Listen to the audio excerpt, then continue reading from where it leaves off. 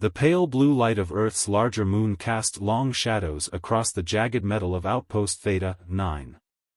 Tyla's four-fingered hand moved deftly across the outdated control panel, her silvery skin reflecting the blinking status lights as she completed her nightly security check. 3 standard years on this backwater planet, and she still hadn't adjusted to the heavier gravity that made her movements feel sluggish and her shoulders perpetually ache. Once, she had commanded a battalion of Sylvari defenders, her name spoken with reverence among her people.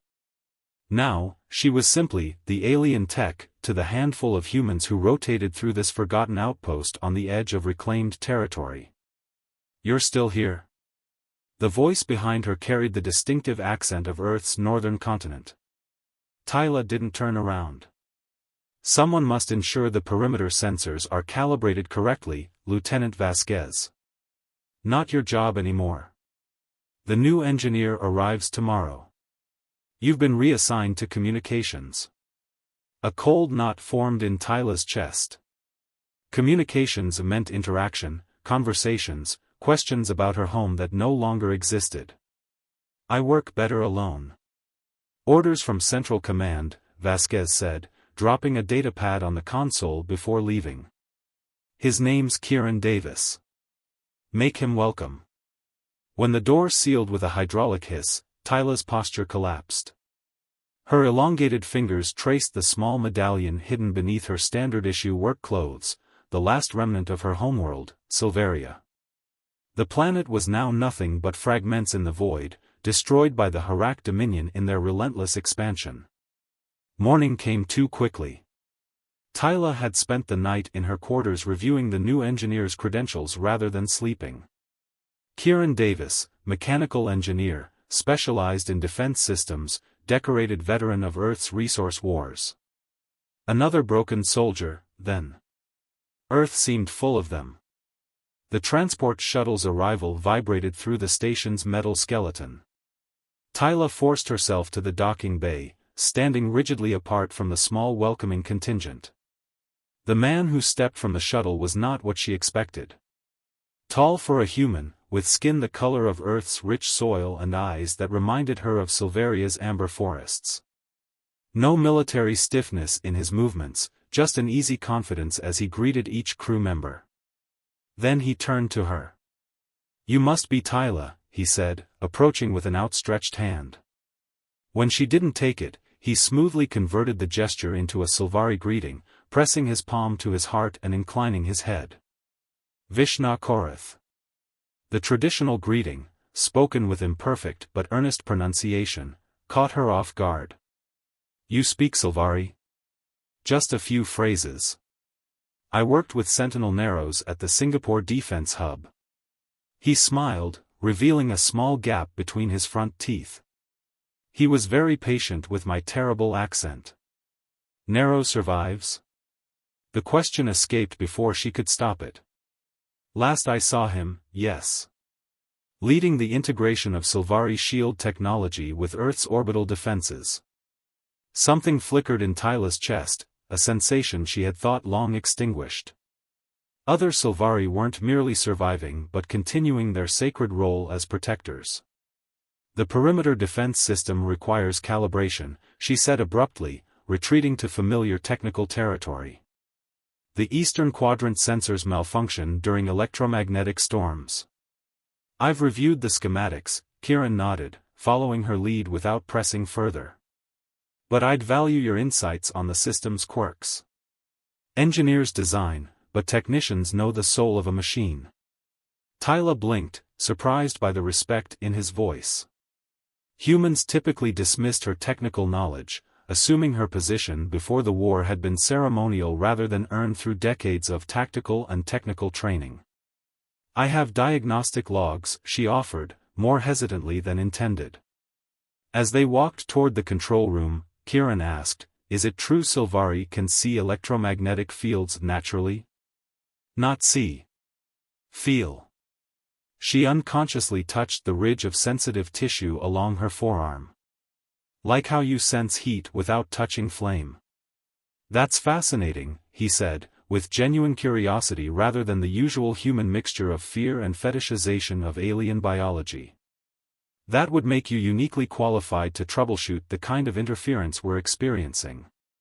For the first time in 3 years, someone was seeing her as more than a refugee, as someone with value beyond being one of the last of her kind.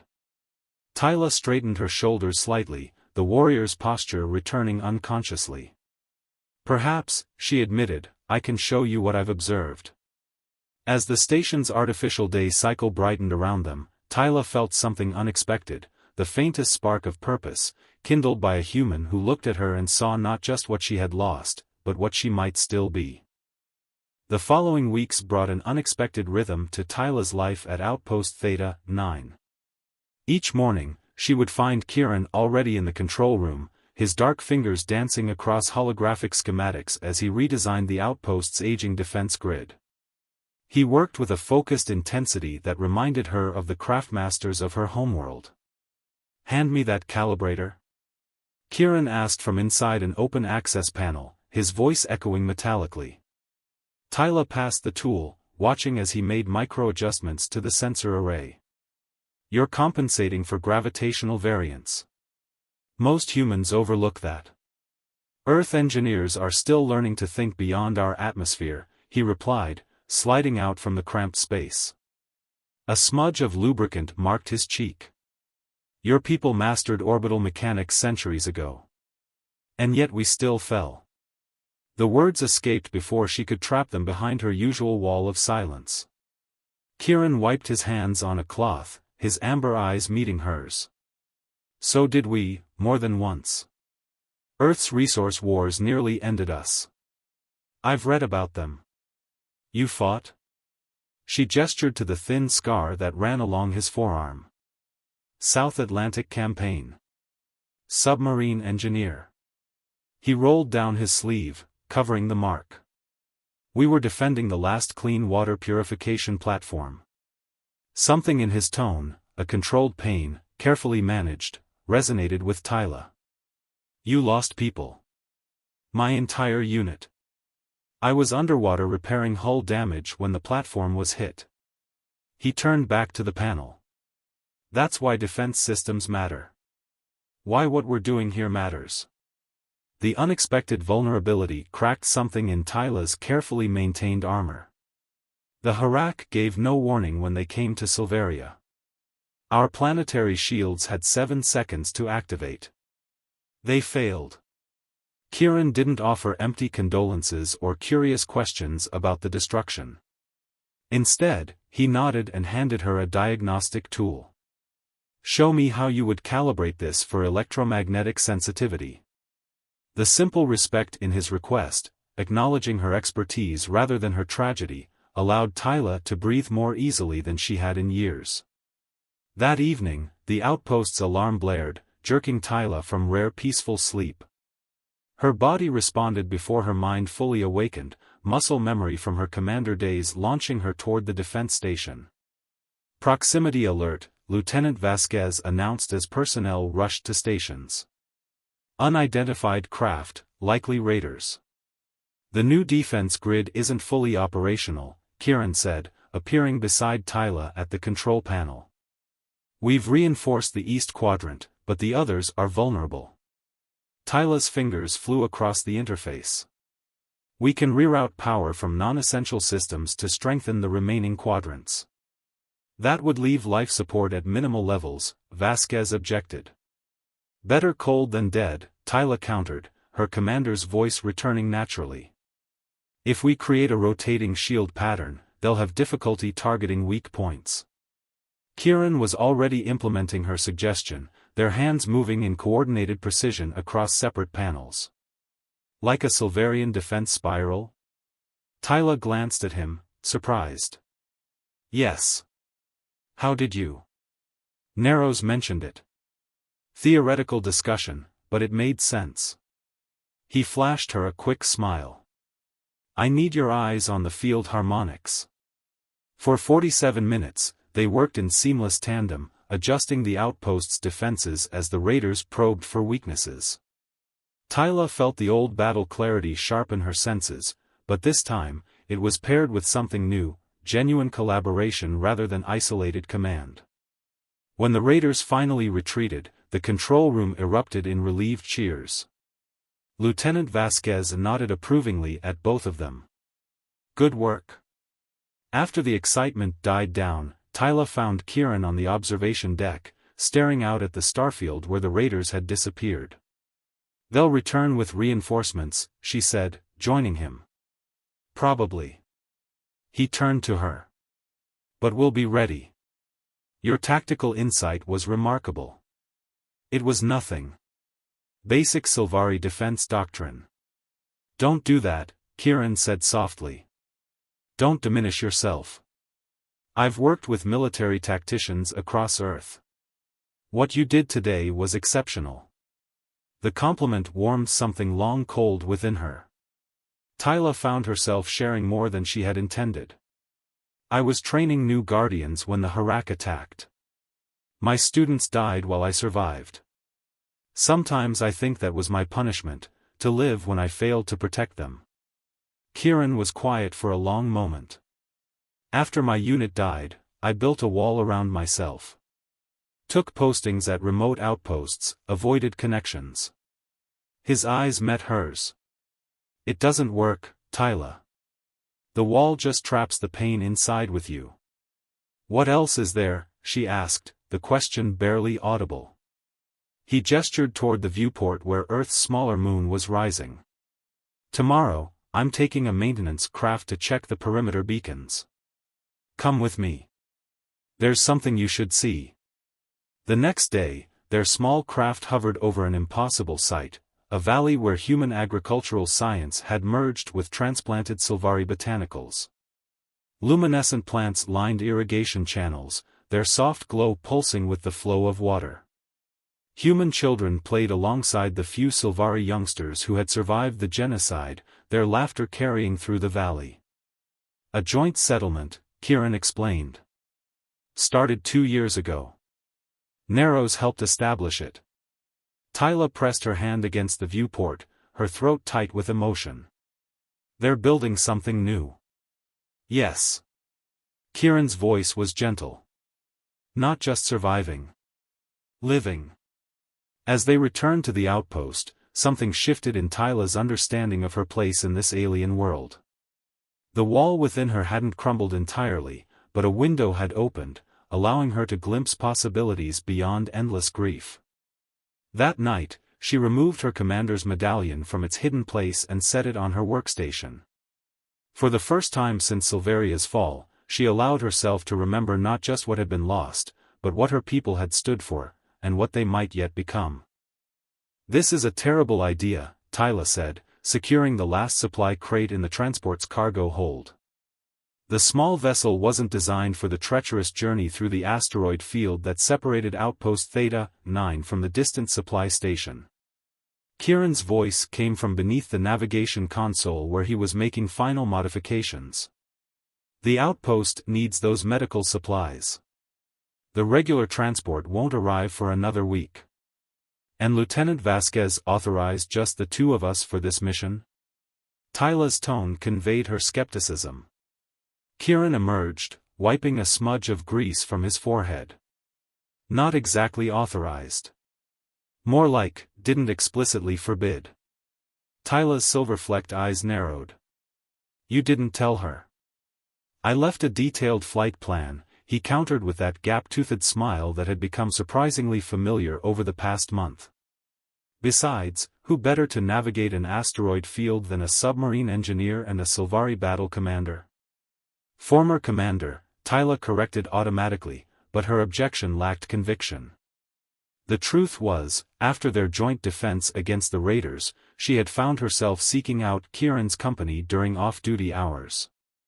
His perspective on Earth's recovery from its own wars offered her a framework to process her grief, not as a unique burden, but as part of the universal cycle of destruction and rebirth. Ready for launch? Kieran asked, sliding into the pilot's seat. Tyla checked her safety harness. Try not to kill us both. The transport cleared the outpost and accelerated toward the asteroid field. For the first hour, navigation proceeded smoothly, with Tyla's natural sensitivity to electromagnetic disturbances helping them identify safe passages through the shifting rocks. "Your people would have made excellent submariners," Kieran observed as she guided him through a particularly narrow gap. "This feels like navigating deep ocean currents." The northern seas of Silveria had similar challenges, Tyla found herself saying. Crystal formations created electromagnetic vortices. As children, we would. An alarm blared, cutting off her rare moment of nostalgia. "Proximity alert," Kieran reported, hands flying across the controls. Something big just changed trajectory. Through the viewport, Tyla saw it, a massive asteroid tumbling directly into their path, its surface glinting unnaturally in the starlight. "That's not natural movement. It's been mined." "Raiders," Kieran confirmed grimly. "They're using the asteroids as weapons."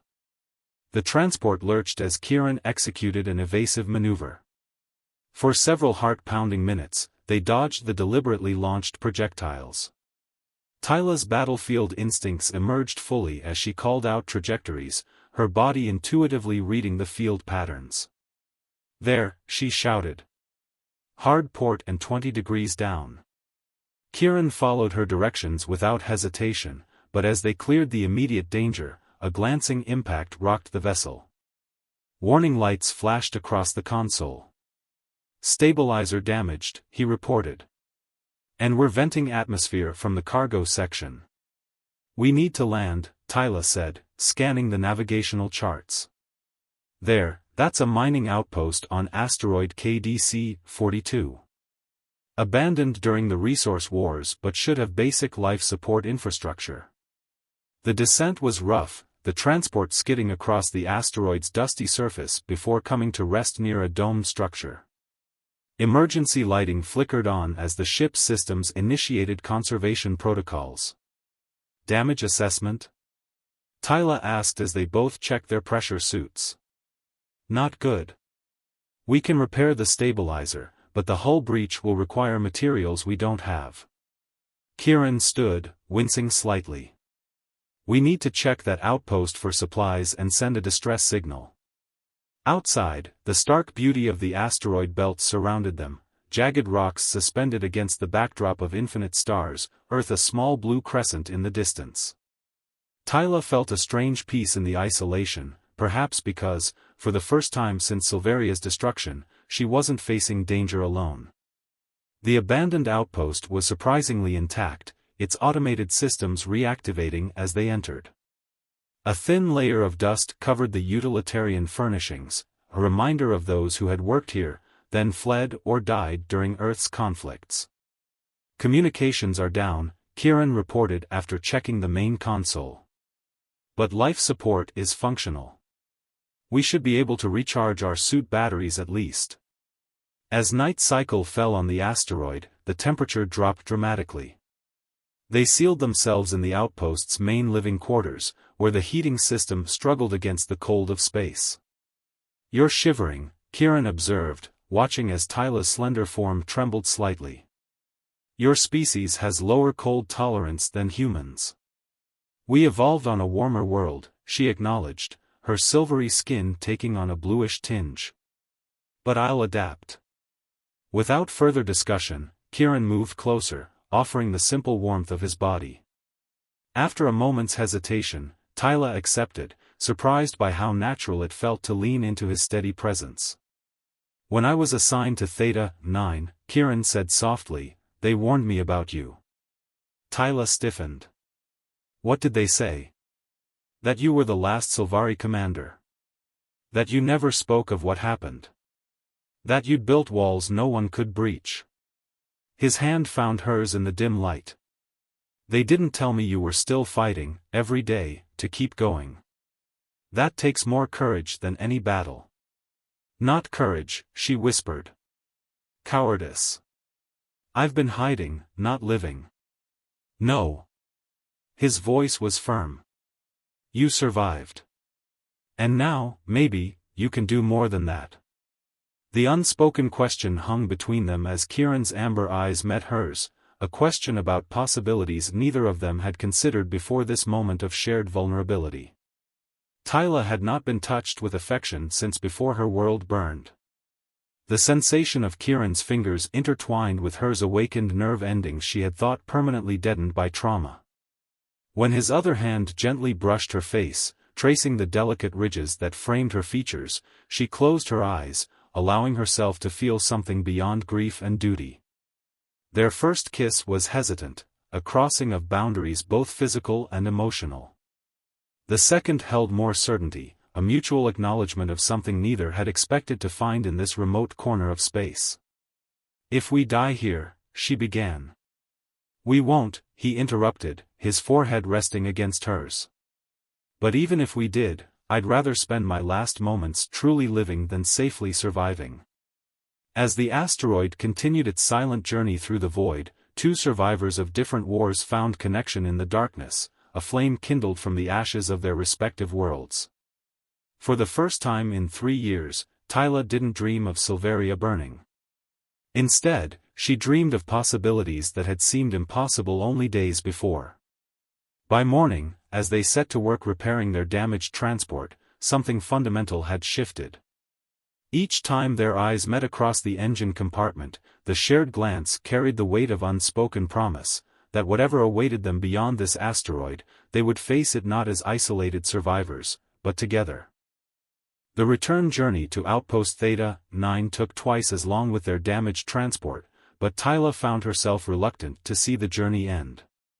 In the confines of the small vessel, she and Kieran existed in a world of their own making, one where species differences faded against the greater truth of their connection. "We're receiving a transmission," Kieran announced as they finally approached the outpost. His expression grew serious as he listened through the comm unit. "It's an emergency broadcast." Tyla activated the secondary receiver, her body tensing as the message played. A human military officer's voice, tight with controlled urgency, "All outposts on alert. Harak vessels detected in Sector 7. 3 refugee settlements already attacked. This is not a drill. The Harak. The destroyers of worlds. The annihilators of Silveria. They were back." Lieutenant Vasquez was waiting in the docking bay when they arrived, her usual stern expression replaced by grim determination. "Davis, you're needed in defense immediately. Engineering team is reconfiguring our shields based on the latest intelligence." She turned to Tyla.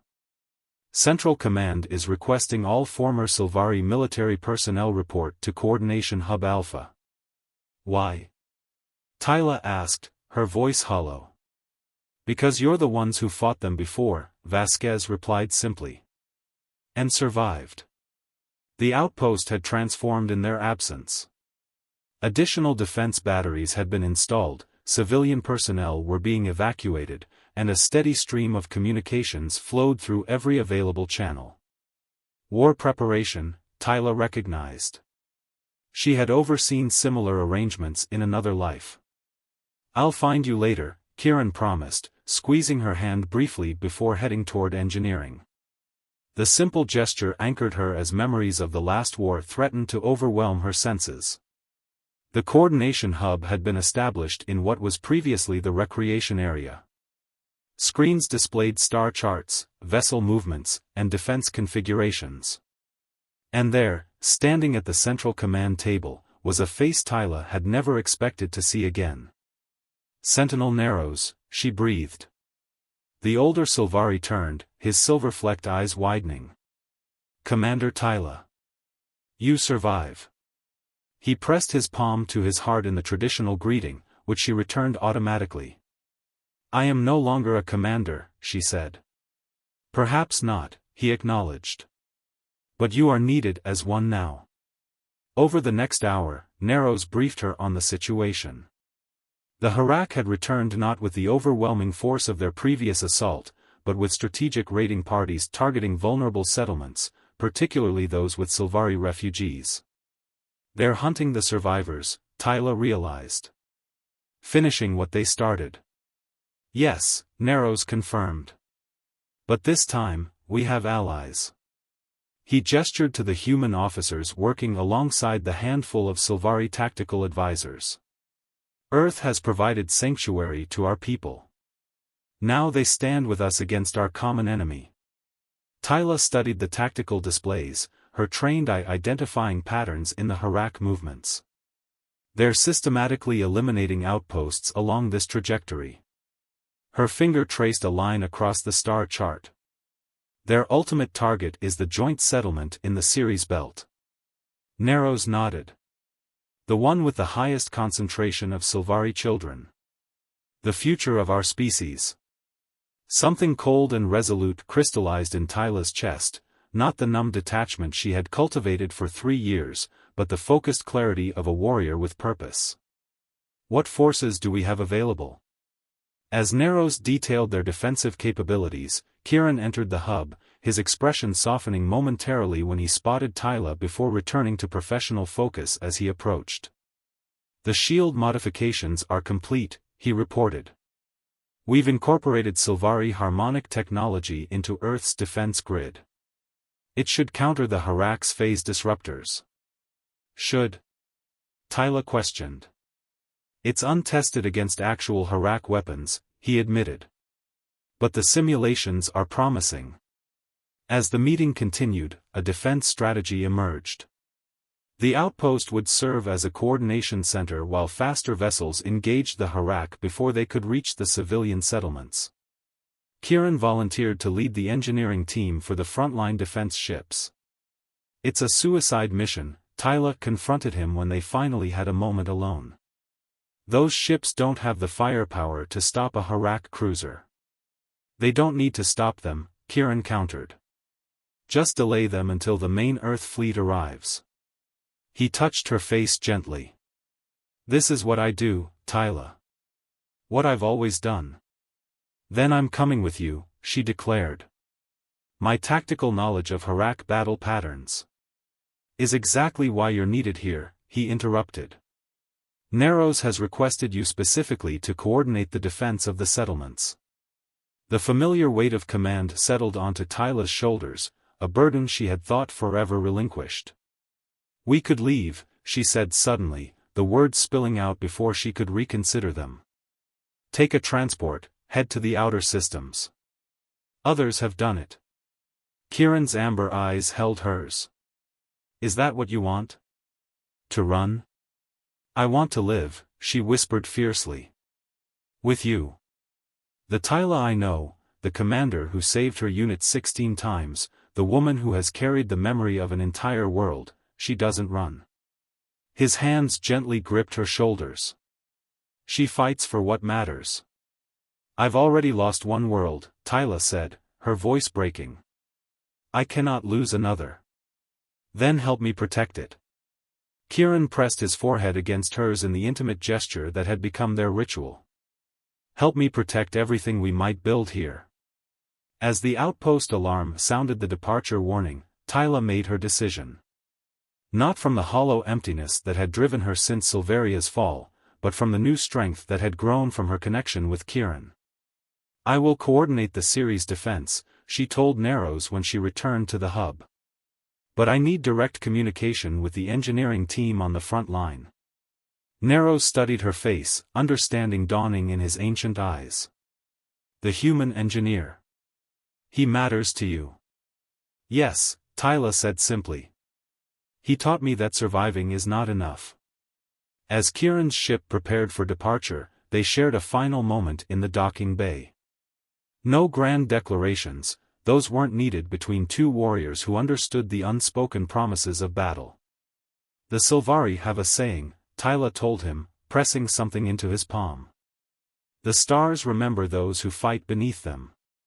Kieran opened his hand to find her commander's medallion, the last relic of her homeworld. Tyla, I can't. Return it to me, she said firmly. When you come back. As his ship departed, Tyla turned toward the command center, her posture that of a Sylvari commander once more.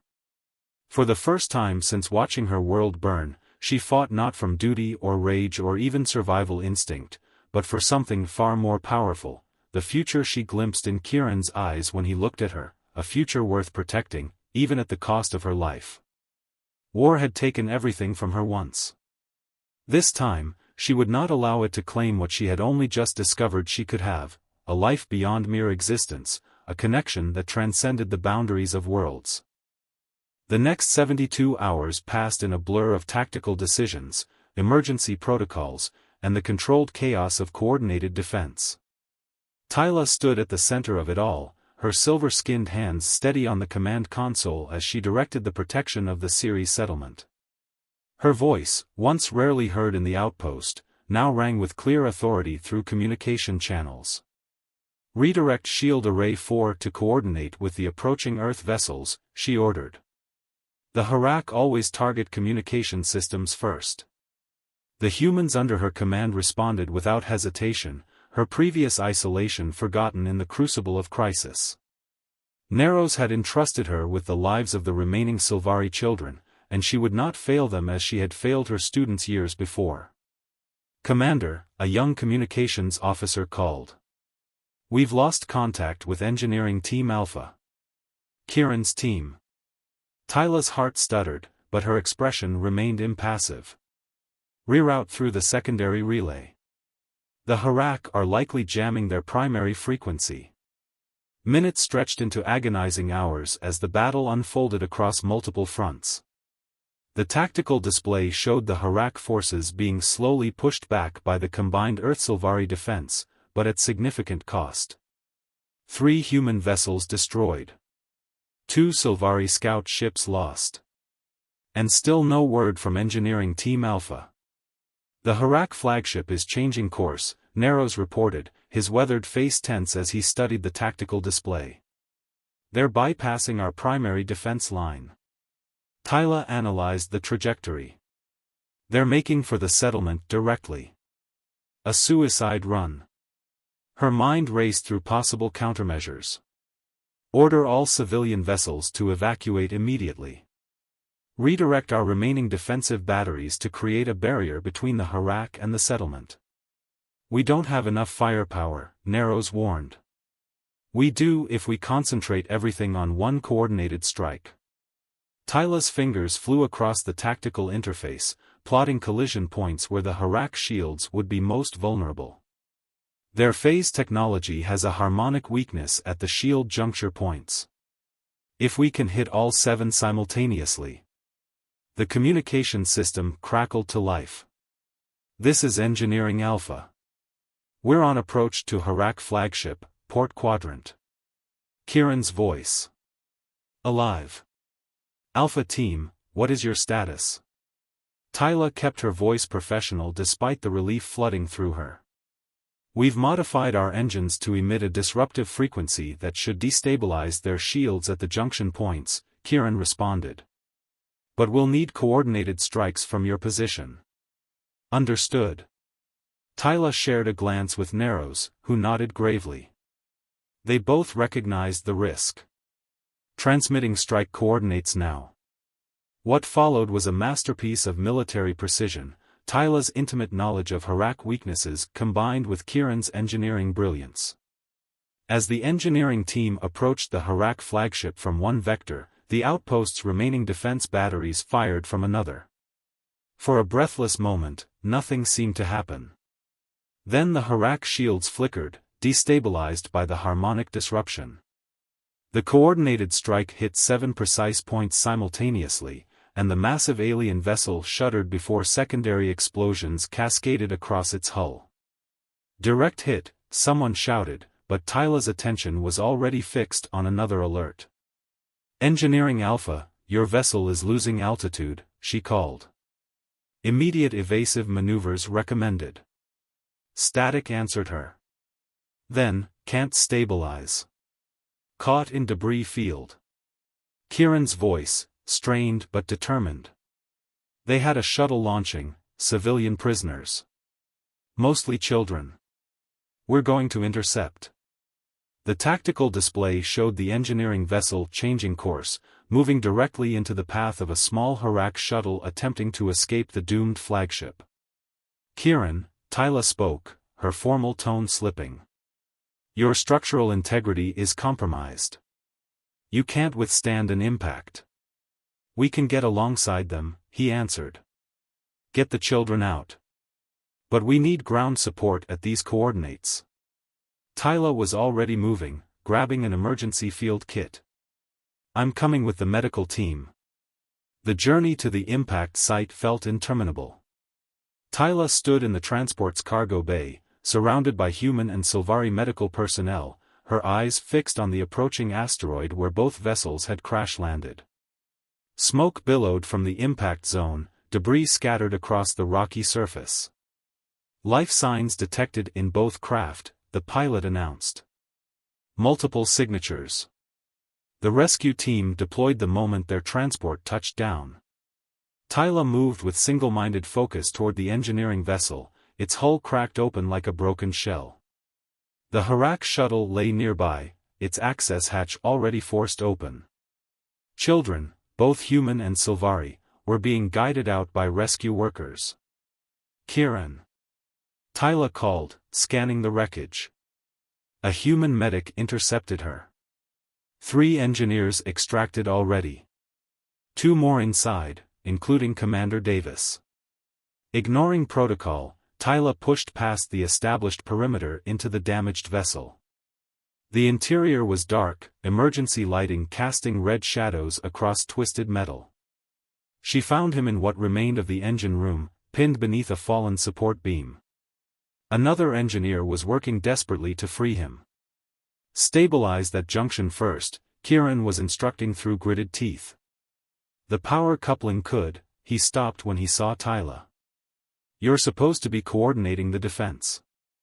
The Harak flagship is destroyed, she informed him, kneeling beside him to assess his injuries. A nasty gash across his forehead. Right leg trapped. Possible internal bleeding based on his labored breathing. And you're supposed to be returning my medallion. A pained smile crossed his face. Jacket pocket. Working together, Tyla and the other engineer managed to lift the beam enough for Kieran to slide free. As medical teams arrived with a stretcher, Tyla's fingers found the medallion in his pocket, warm from being carried close to his heart. The children? Kieran asked as they prepared to transport him. Safe, Tyla assured him. You intercepted the shuttle in time.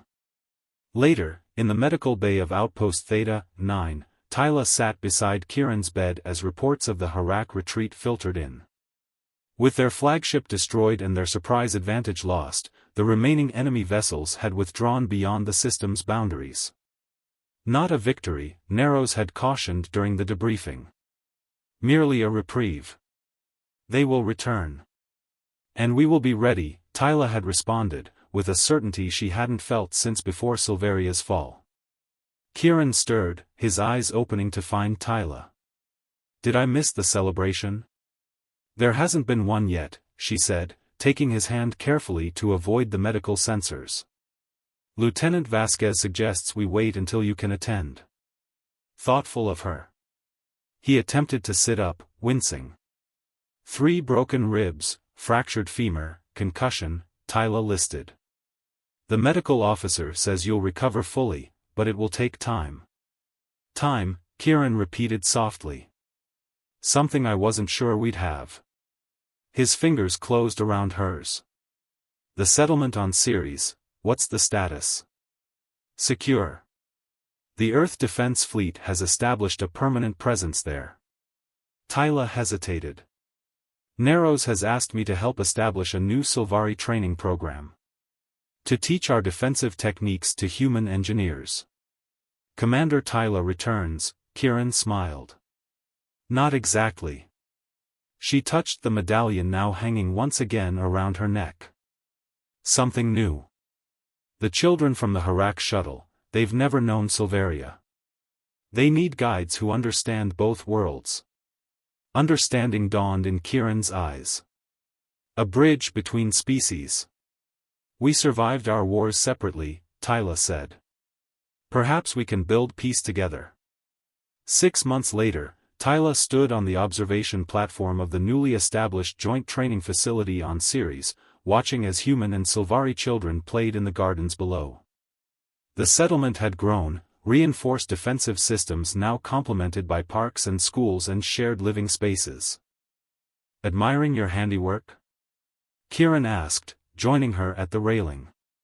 His limp was barely noticeable now, though he still carried a slender cane crafted from silvery luminescent wood, a gift from Narrows. "Our handiwork," she corrected, leaning slightly against his solid presence. "The defense barrier was your design. With your tactical modifications." His arm slipped around her waist, a gesture that still sent a pleasant warmth through her silver-skinned form. "The Council wants to expand the program. 3 more settlements requesting joint training centers." "Let them wait," Tyla said, turning in his embrace. "We have earned a moment of peace."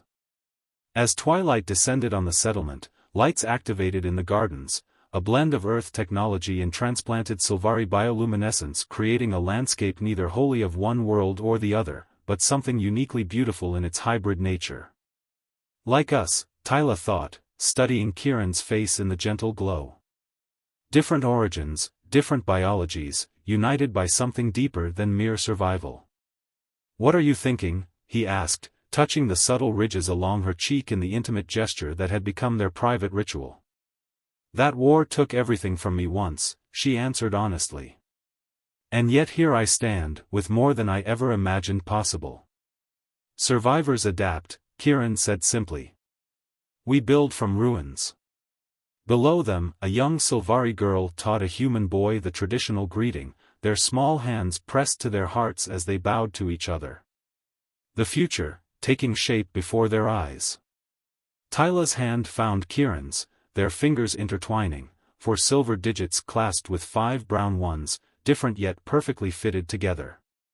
The stars above them were the same ones that had witnessed the fall of worlds and the birth of new possibilities. In their ancient light, 2 survivors had found not just purpose but joy, proof that even in the aftermath of devastating loss, hearts could heal enough to love again. Not just surviving, but truly living. Together.